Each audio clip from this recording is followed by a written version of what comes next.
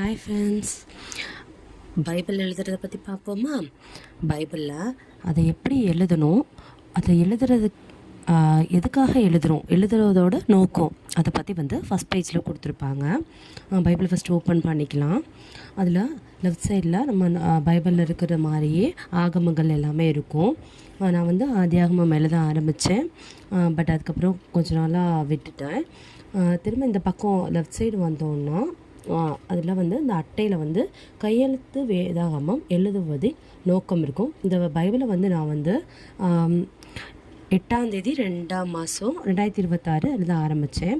But ஒரு 1 day or 2 டே தான் எழுதியிருப்பேன். அதுக்கப்புறம் டிஸ்கண்டினியூ பண்ணிவிட்டேன். திரும்ப நேற்றுலேருந்து தான் எழுத ஆரம்பிச்சிருக்கேன். இதோட நோக்கம் நான் போக போக சொல்கிறேன். அதில் ஒரு 10 பாயிண்ட் இருக்குது. ஒவ்வொரு பாயிண்ட்டாக நான் உங்களுக்கு ஒவ்வொரு நாள் வாசித்து சொல்கிறேன். இந்த கையெழுத்து வேதாகமம் எப்படி எழுதணும் அப்படின்றத மட்டும் நான் இப்போ சொல்கிறேன். இது A4 ஷீட் மாதிரி கொடுத்துருப்பாங்க. இந்த பைபிளோட வெயிட் எவ்வளோனா 10 kg.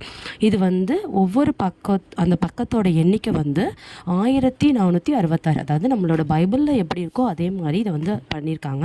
ஆனால் இது நம்ம ஹேண்ட் ரிட்டனில் எழுதுகிற மாதிரி இருக்கும். இதில் எப்படி ஒரிஜினல் பைபிளில் இருக்குமோ அதே மாதிரி எழுதணும். அதோட லைன்ஸ் கூட மாறக்கூடாது. அதோட எழுத்தை மேக்ஸிமம் கூட்டவோ குறைக்கவோ கூடாது. இது முக்கியமான பாயிண்ட்.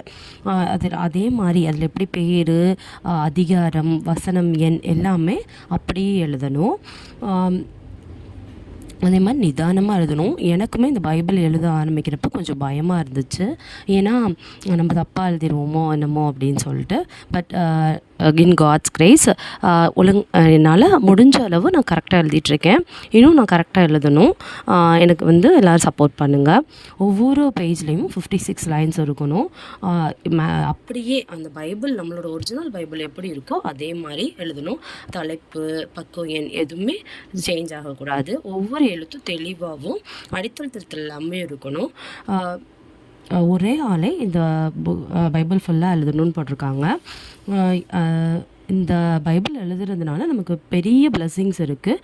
ஸோ அதை நம்ம ஷேர் பண்ணணும்னு சொல்லியிருக்காங்க. அதனால தான் நான் இந்த யூடியூப் மூலமாக நம்ம பைபிள் எழுதி அதை ஷேர் பண்ணலாம், நமக்கு நடக்கிற பிளெஸ்ஸிங்ஸுமே ஷேர் பண்ணலாம் அப்படின்னு சொல்லிட்டு தான் இந்த ஐடியாவில் நான் ஸ்டார்ட் பண்ண ஆரம்பிச்சிருக்கேன். மறக்கல என்னை விட்டு விலகல ஏற்றமுள்ள கண்ணால எங்கிதான். நேற்று எவ்வளோ எழுதுனேன், இதுக்கு முன்னாடி எவ்வளோ எழுதியிருக்கேன்ற அப்டேட் சொல்லவா?